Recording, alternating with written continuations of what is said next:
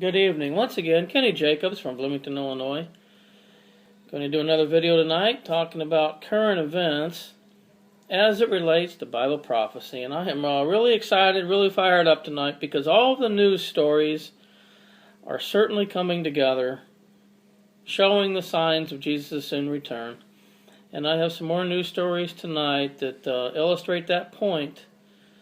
I feel very burdened for the lost. I have a lot of friends and family that are not saved. I pray for them every day, and I pray for the lost around the world that they will wake up and come to a knowledge of Jesus Christ, the Savior, ASAP, because the news stories tell us we're running out of time, and it's very, very exciting seeing the Word of God come true in the news on a daily basis. So with that, let's get right into it. There's a lot of news stories to cover.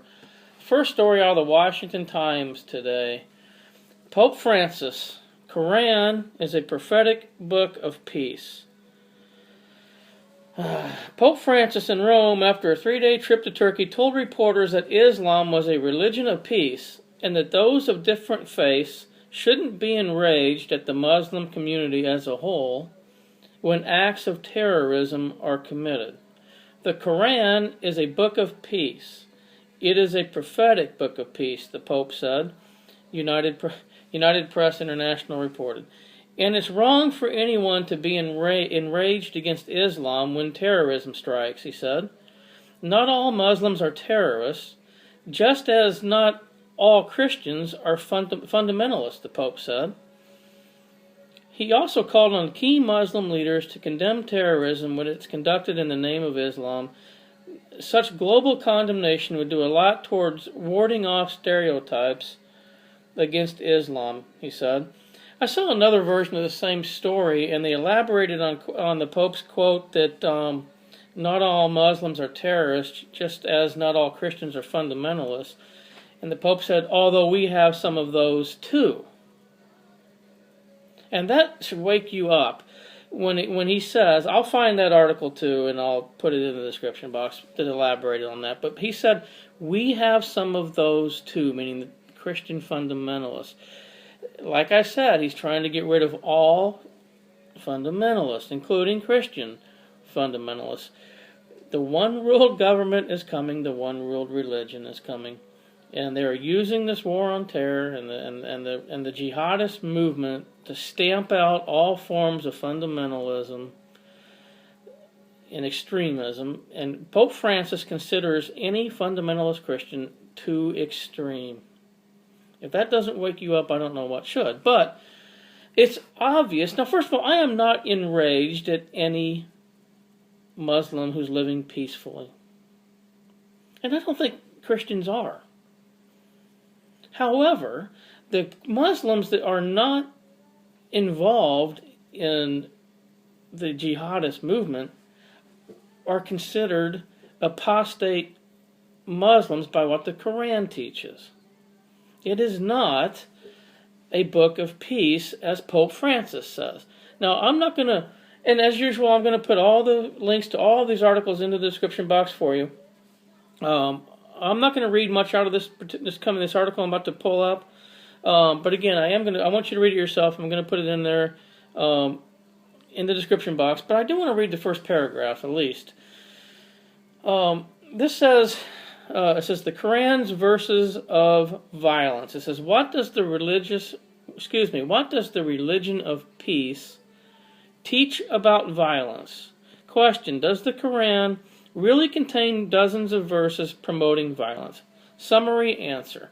The Quran contains at least 109 verses that call Muslims to war with non-believers for the sake of Islamic rule. Some are quite graphic, with commands to chop off heads and fingers and kill infidels wherever they may be hiding. Muslims who do not join the fight are called hypocrites and warned that Allah will send them to hell if they do not join the slaughter. That's what I meant when I said the peaceful Muslims living around the world that are not involved in the jihadist movement are, by the Koran standards, apostate Muslims. It says, unlike nearly all of the Old Testament verses of violence, the verses of violence in the Koran are mostly open-ended, meaning that they are not restrained by the historical context of the surrounding text. They are part of the eternal, unchanging word of Allah, and just as relevant or subjective as anything else in the Koran. The context of violent passages is more ambiguous than might be expected of a perfect book from a loving God. However, this can work in both ways. Most of today's Muslims exercise a personal choice to interpret their holy book's call to arms according to their own moral preconceptions about justifiable violence. Apologists cater to their preferences with tenuous arguments that gloss over historical fact and generally do not stand up to scrutiny.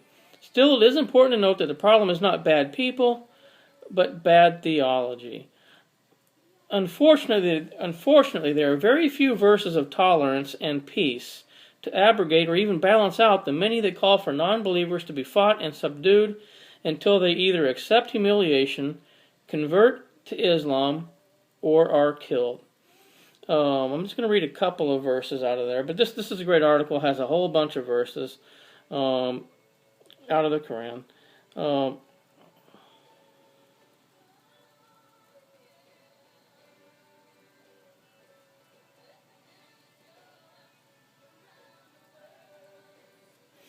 Quran, chapter 3, verse 56.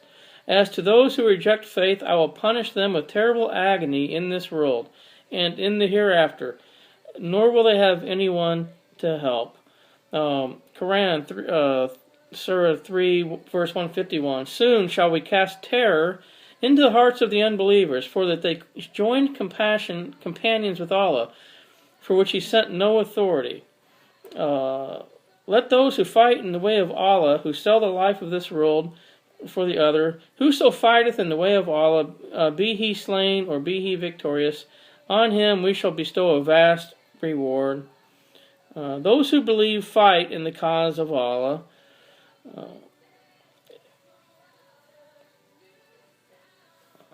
I will strike terror into the hearts of those who disbelieve.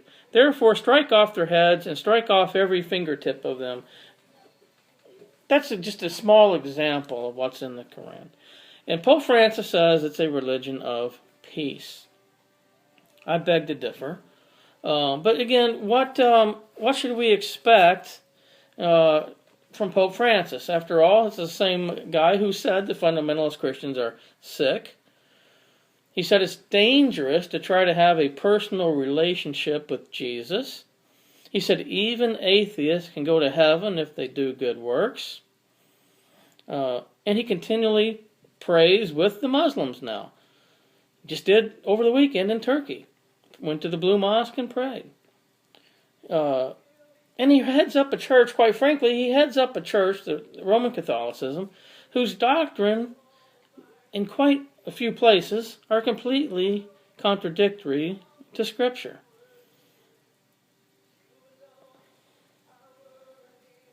So, that's enough. It just makes me sick to even think about it. And what he's doing and what he's doing to promote the one world religion and the one world government. But, he comes right out and says the Quran is a prophetic book of peace. Wow. All right. Let's go on. Let's go to some other news stories about the temple and the Temple Mount. It's getting very, very interesting again, what's going on there with the temple. And, if you read the Word of God, it makes it very, very clear that there will be a third temple in Israel during the final 7-year period of time. So let's look at a few news stories here. Jordan sends warning letter to Israel over the Temple Mount. This is out of the Jerusalem Post. It says the Jordanian government sent an official letter to Israel warning against any changes to the status quo in Jerusalem.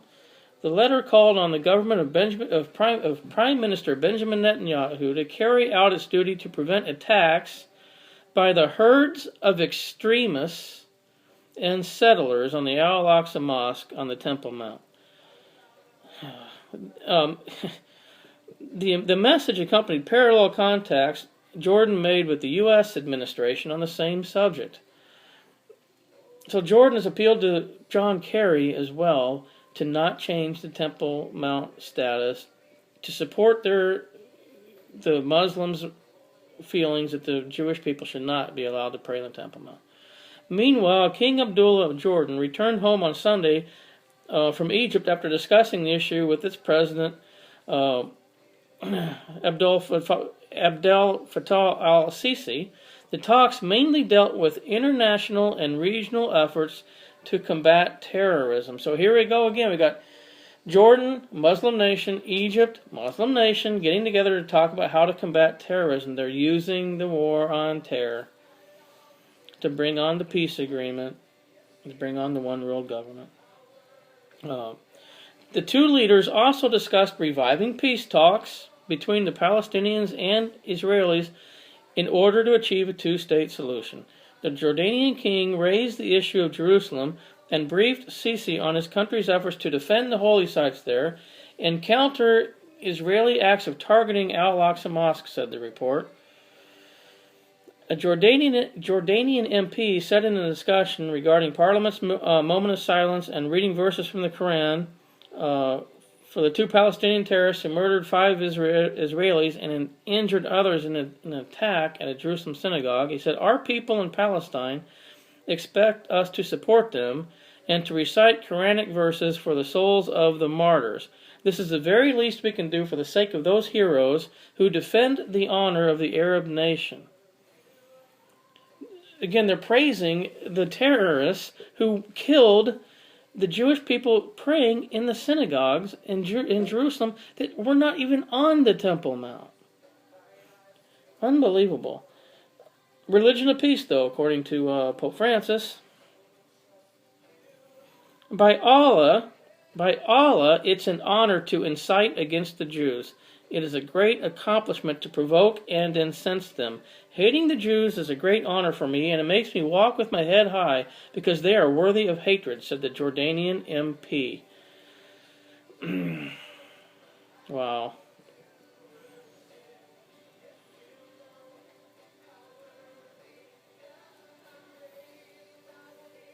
Let's see.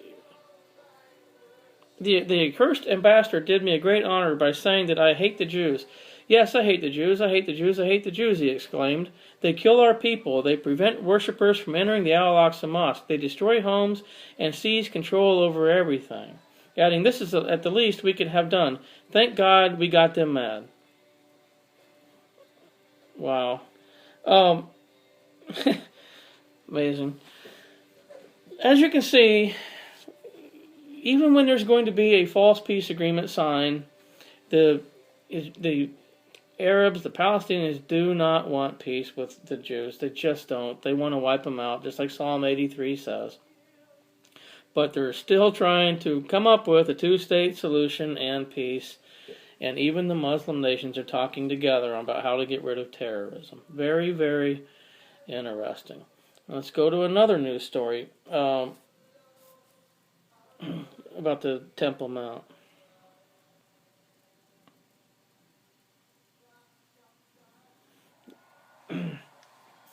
This one is called Jerusalem's Disputed Temple Mount.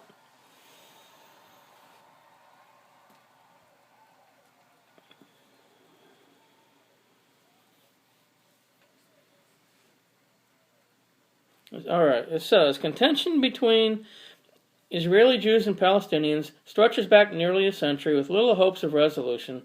In the past few months, however, the conflict has increasingly focused on the Temple Mount. Sorry, I'm having problems with the iPad. Here we go.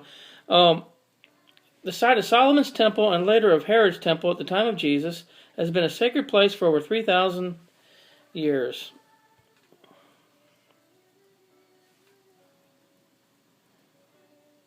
It says, when the Holy Land was Christianized in the early 4th century by order of the first Christian Roman Emperor Constantine, monumental churches were built throughout it, including the Holy Sepulchre over the traditional tomb of Jesus. However, the Temple Mount was intentionally left desolate as a sign of the fulfillment of Christ's prophecy that no stone of the temple would be left standing, and so it remained for 3 centuries, visited by pilgrims following in Jesus Christ's footsteps.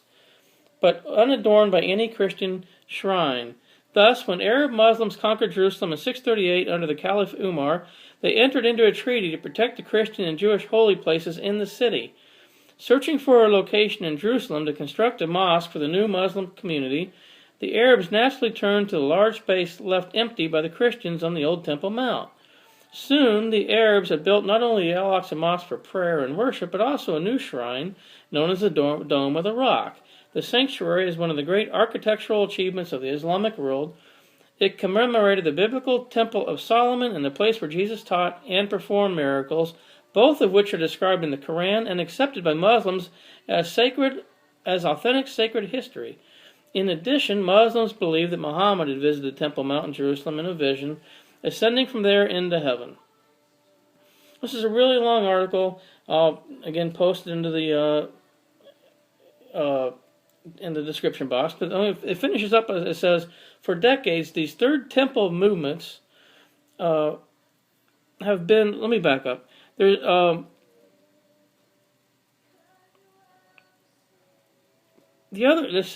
talks about them calling for a third temple, which they say would make them have to destroy the Dome of the Rock. I'm not so sure that's going to be the case, though. I'll talk about that in a minute.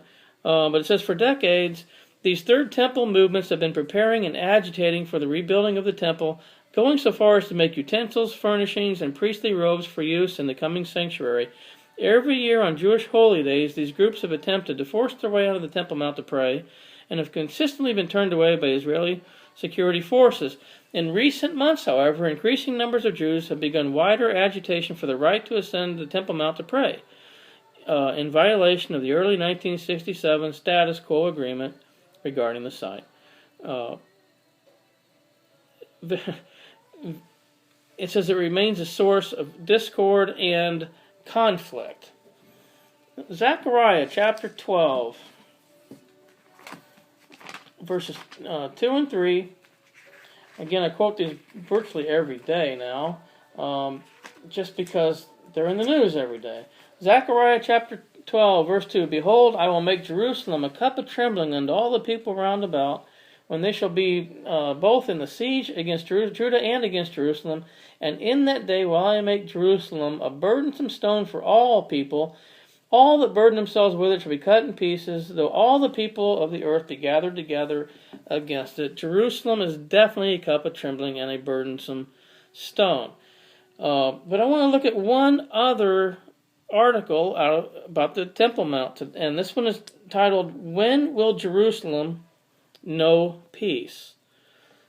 I just got done reading Zechariah 12 about Jerusalem being a burdensome stone and a cup of trembling to all the nations. Well, when will Jerusalem know peace? This is out of the Jerusalem Post.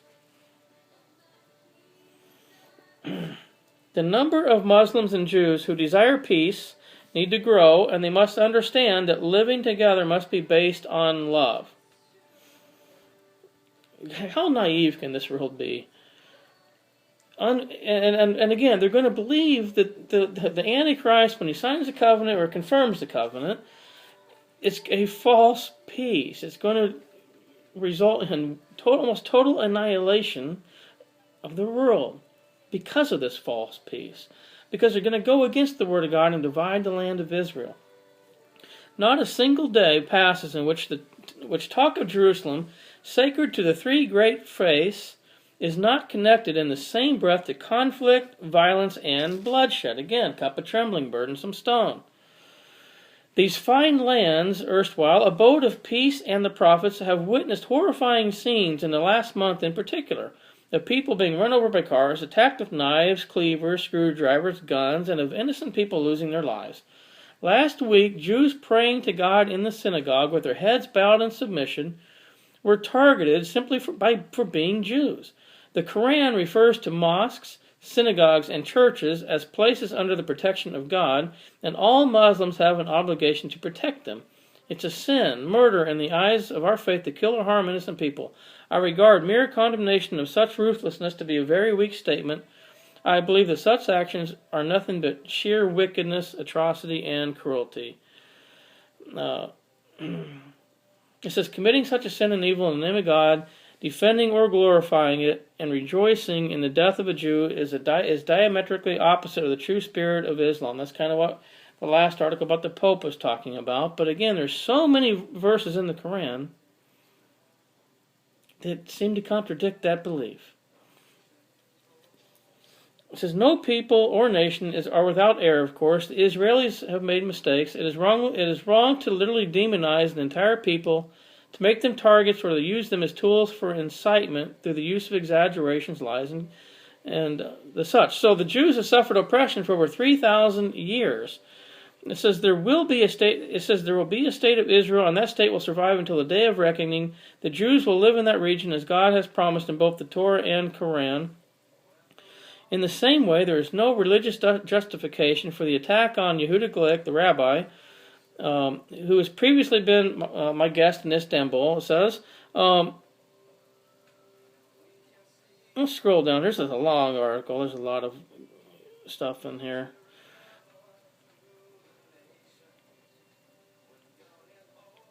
It says, what has been going on there is unnecessary and artificial tension. This is the house of God. Hence, Christians and Jews, as well as Muslims, need to be able to come and pray there. Nobody has the right to tell anyone not to enter to pray there. And we're talking about the Temple Mount here. Even an atheist can enter places that God describes as holy and can feel awe and love. It is true that a desire to rebuild the Temple of Solomon lies behind the Jews' vision for the Temple on the Mount.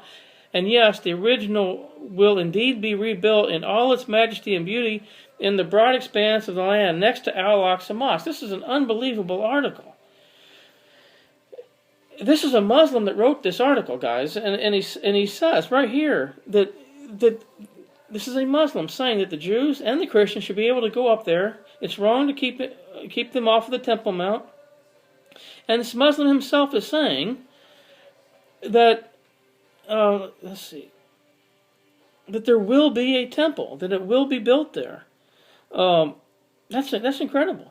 And he says it'll be on the broad land next to the Al-Aqsa Mosque, on the Temple Mount. It says, however, that will happen when we bring about the reign of peace and love together, and that will also be a source of joy for Muslims.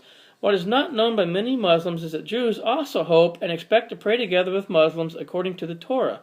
I will bring them to my holy mountain of Jerusalem and will fill them with joy in my house of prayer. I will accept their burnt offerings and sacrifices because my temple will be called a house of prayer for all nations. That's a quote from Isaiah 56. Again, a Muslim wrote this article. He says, it is incompatible with the spirit of Islam to seek to preclude Jews from even entering the courtyard of the Al-Aqsa Mosque, to prevent them praying in silence there, and to demonize even the Jewish children. Blind enmity toward the Jews is unbecoming and unfair. On the other hand, no Muslim should accept the Al-Aqsa Mosque being used for protests and fighting involving stones and firebombs. That is a sin and a disrespect for a place of worship. That is the house of God, a place of worship, and it should be peaceful and tranquil. Guys, even the Muslims are saying we need to let the Jews come up here. We need to share the Temple Mount. We need to end violence on the Temple Mount around the mosque. This is a Muslim saying this.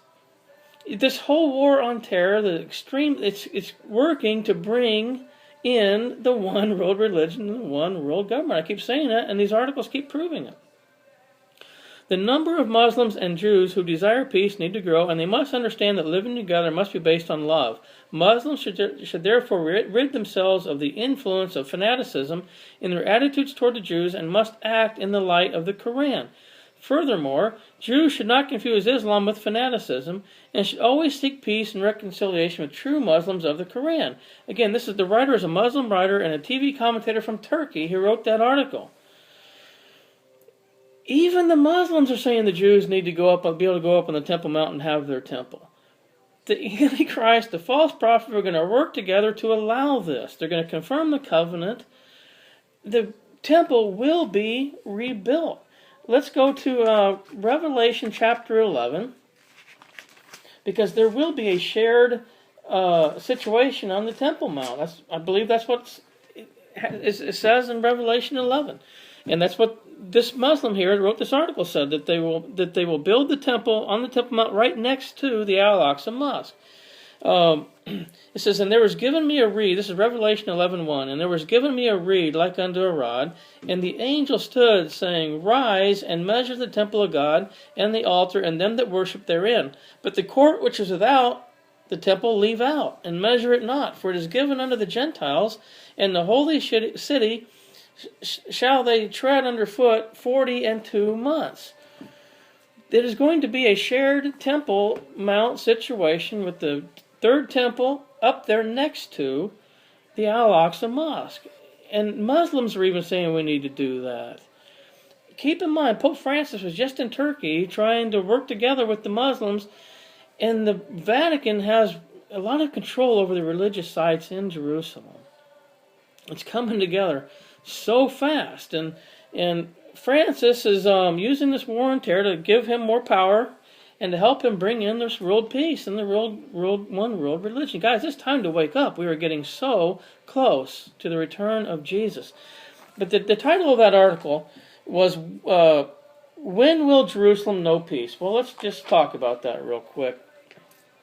Then I got a couple more news stories and we'll be done. Isaiah chapter 9, verses 6 and 7. For unto us a child is born, unto us a son is given, and the government shall be upon his shoulder, and his name shall be called Wonderful, Counselor, the Mighty God, the Everlasting Father, the Prince of Peace.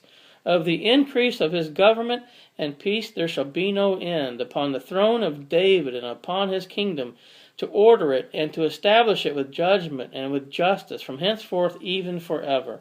The zeal of the Lord of hosts will perform this. When Jesus Christ returns to earth and sets up his millennial reign from Jerusalem, then Jerusalem will know peace for 1,000 years. But until then, until the Prince of Peace is the one controlling this government, there will be no peace. When they say peace and safety, sudden destruction will come upon them. And we are heading into the time of Jacob's trouble, which will be the worst time in the history of man. That's where we're headed. I want to look at one other verse real quickly about the temple.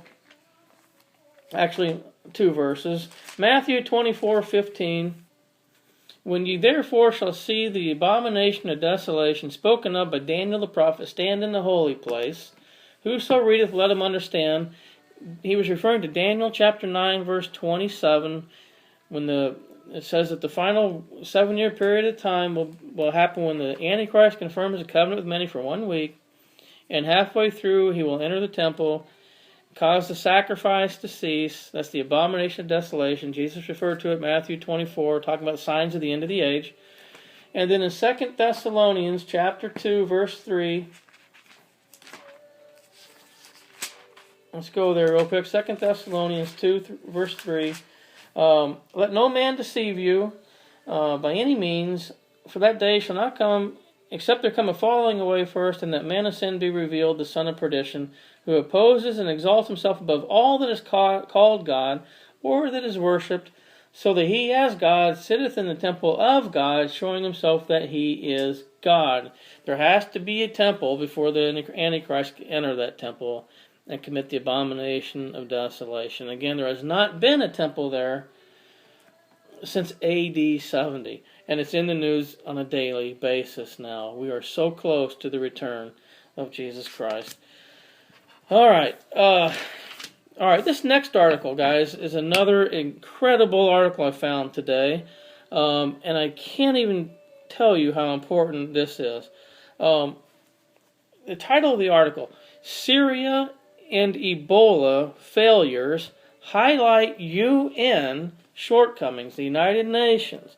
Very, very interesting, because the United Nations is the framework and the basis for the one world government.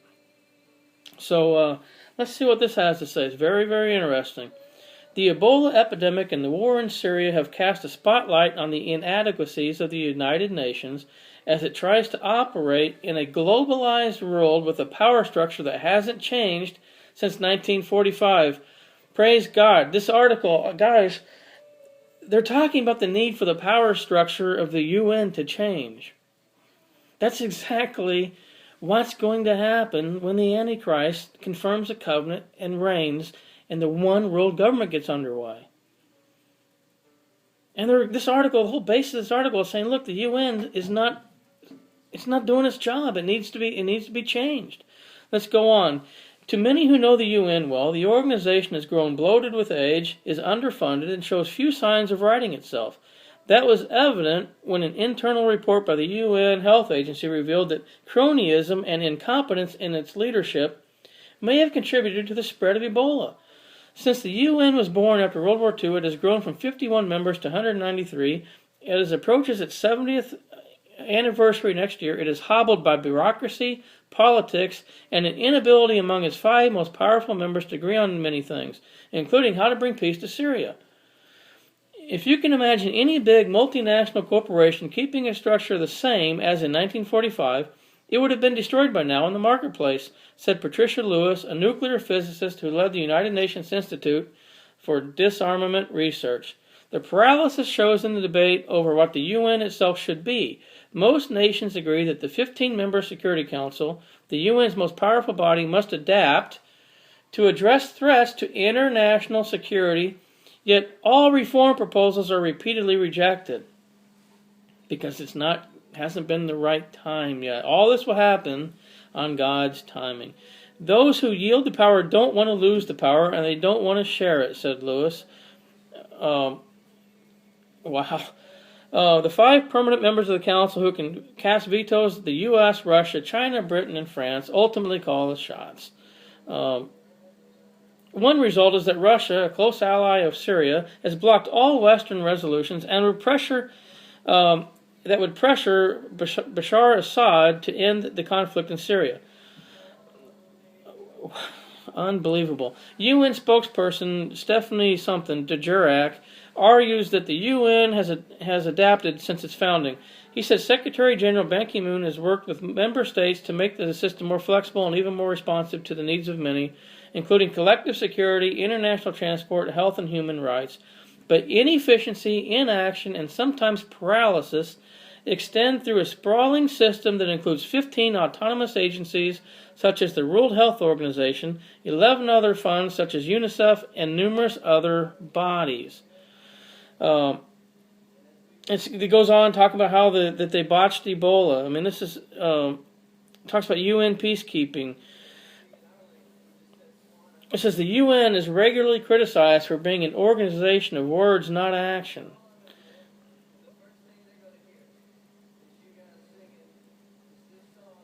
The question now is whether the UN can change. The UN's founders built in a veto on future change, said Columbia professor Michael Doyle, by requiring charter amendments to be approved by 2/3 of the General Assembly and ratified by 2/3 of the states, including the 5 permanent members. Stuart Patrick of the Council on Foreign Relations said that institutional reform is extraordinarily difficult in the absence of a major crisis. It may take something along the lines of an existential crisis or something as horrific as nuclear use or dramatic deterioration in the world's climate with potentially catastrophic cascading effects, he said. Guess what? Those catastrophic events are happening all around the world every day, and we're building toward nuclear use. It's a given that exactly what they just said, some existential crisis is going to be required to bring in change to the UN. That change will be the new world order, headed up by the false prophet and the Antichrist. And we are so close to that now. Global economic collapse could happen at any time. A nuclear war, Iran getting a nuclear bomb and detonating one. Russia, there's so many possibilities of what could happen for this crisis that they mentioned it would take to change the structure of the United Nations. Now, let's look at one more article. It ties into that. This is an older article that I've mentioned before, but again, I need to bring it back up after reading that article. General David Petraeus After America comes North America. General David Petraeus boasts. Now, it's all tying together. Like I said at the beginning of this video, all these news stories are coming together, showing us how close we are to the one world religion and the one world government, the new world order. After America comes North America, General Petraeus boasts. General Petraeus knows what he's talking about. One, he was a general, United States military, but also he's a globalist. Listen to this. Former General and CIA Chief David Petraeus, a key figure in the Globalist Council on Foreign Relations, I just quoted somebody from the Council on Foreign Relations in that UN article, and he's a member of the shadowy Bilderberg Network, boasted at a recent conference of the United States that the United States of America is set to be merged into the continental regime being erected under the North American Free Trade Agreement, NAFTA. Speaking at the Margaret Thatcher Conference on Liberty last week, and this was this past June 2014, he said last week, the ex-commander of U.S. forces in Afghanistan and Iraq essentially celebrated the end of U.S. independence and, by extension, the demise of the Constitution. That is a former general in our military, and it says he was basically celebrating the end of the U.S. independence and the demise of the U.S. Constitution. We know from watching the news on a daily basis, Barack Hussein Obama is tearing apart the Constitution. Let's continue on. After America comes North America, Petraeus said, confidently in answering the question about what comes after the United States.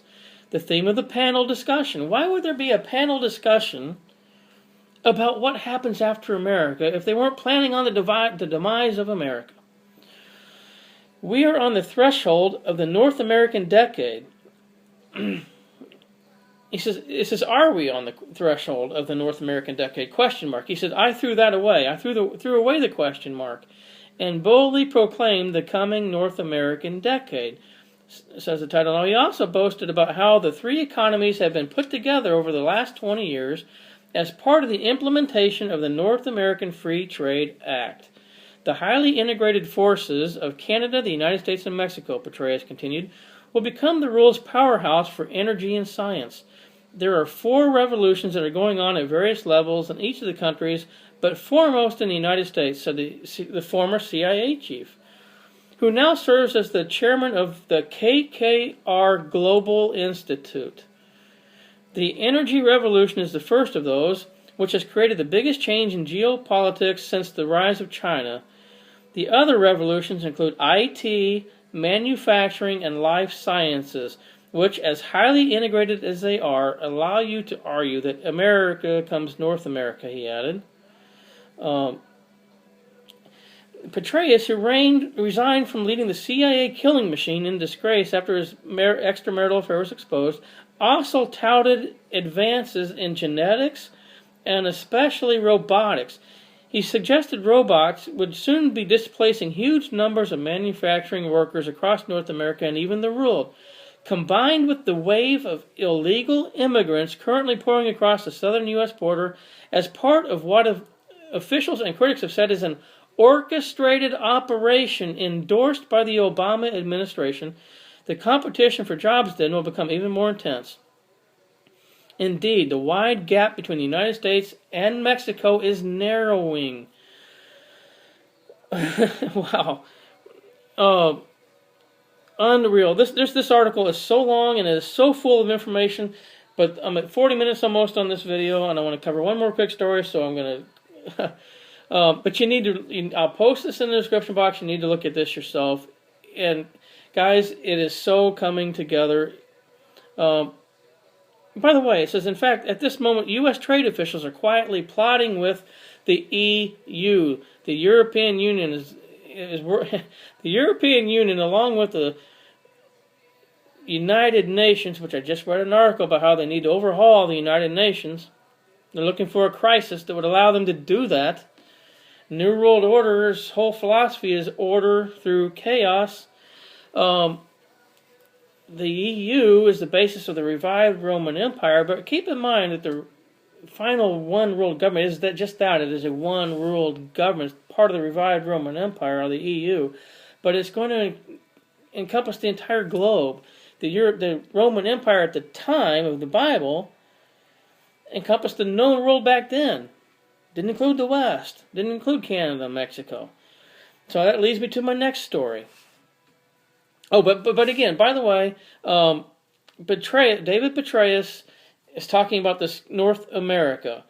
The Club of Rome has the globe divided into 10 regions. Region, I believe, number 1 is North America, which is Canada, Mexico, United States as one. There's a 10 division region of the world. Revelation chapter 13, verse 1.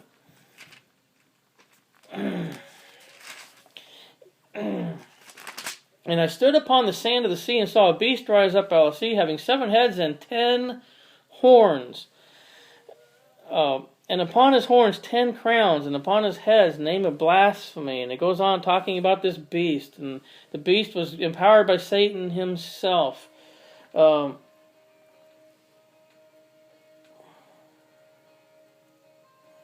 then it goes down talking about the false prophet.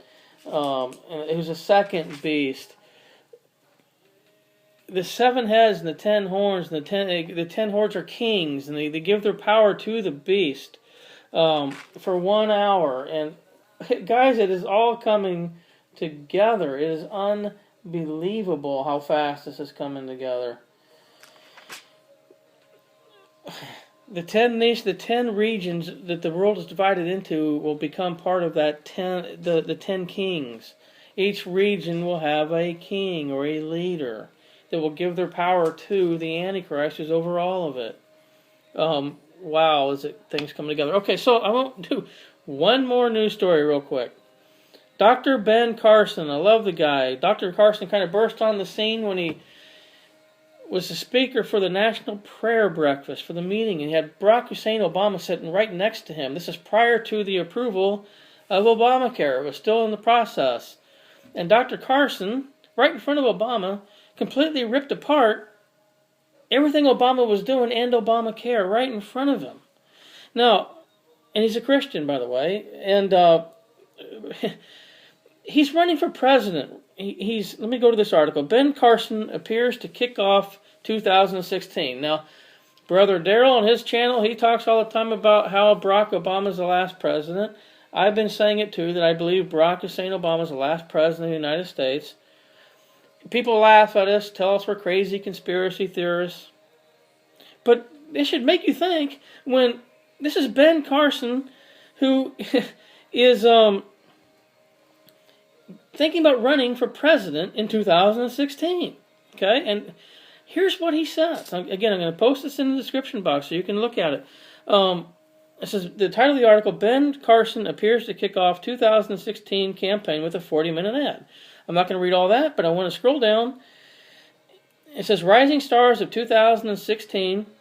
Get this. It says, Carson isn't likely to be a mainstream candidate, but his likely entrance into the 2016 race suggests the Republican primary showdown may be pulled even farther to the right. Get this now. In the month of September alone, he suggested the 2016 elections might not happen at all, because there may be so much anarchy going on. Did you hear that? A person right now, Ben Carson, Dr. Ben Carson, who's planning on running for president, himself said there may not be elections in 2016 due to all the anarchy. I've said it all along. Barack Hussein Obama suspends the Constitution by bringing it and brings in martial law. There will not be elections in 2016. This is coming from a guy who was even planning on running for president. He said there may be so much anarchy going on. Well, what's going on with the immigration thing right now in the executive order, the open borders?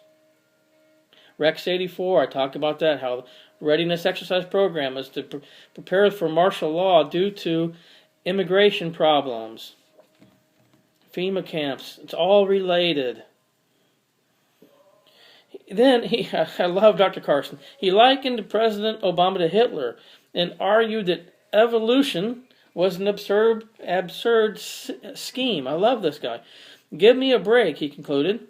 He has also previously argued that Obamacare was the worst thing since slavery. But the main thing I want you to get out of this article about Dr. Carson running for president is the guy is a presidential candidate, and he himself says that there may not be. It wouldn't. He said it may not happen at all. The elections may not happen at all in 2016. It's not a crazy conspiracy theory. It's the New World Order. How many times have we heard in just this past year, Barack Obama, Joe Biden, even Rouhani from Iran has called for a New World Order. It's coming, and it's coming faster than you can believe. And all I can tell you is it is absolutely time to make sure you are saved. We are living in the last of the last days. Things are about to change. The world's asleep. People aren't paying attention. You tell them the truth. They won't listen. They think you're crazy. And even the non-religious news is telling you that. I mean, it's not just people who believe Bible prophecy telling you this stuff. It's people running for president telling you this stuff. It's a fact. It's time to wake up. I hope this video will help wake you up if you're not already. Time is short. All the signs that Jesus told us to look for are here. We've got Pope Francis bringing on the one world religion, trying to work on the peace agreement. We got all the Muslim nations coming together now trying to supposedly fight against terrorism and bring on world peace. The Muslim nations are calling for the two-state solution and the resumption of the peace talks. It's all coming together. Make sure you're ready. Time is short. Jesus Christ is your only hope. He's your only source of salvation. He said it himself, I'm the way, the truth, and the life. No man comes to the Father but by me. All who call upon the name of the Lord in faith and repentance will be saved. But time is short. Keep looking up. God bless everyone.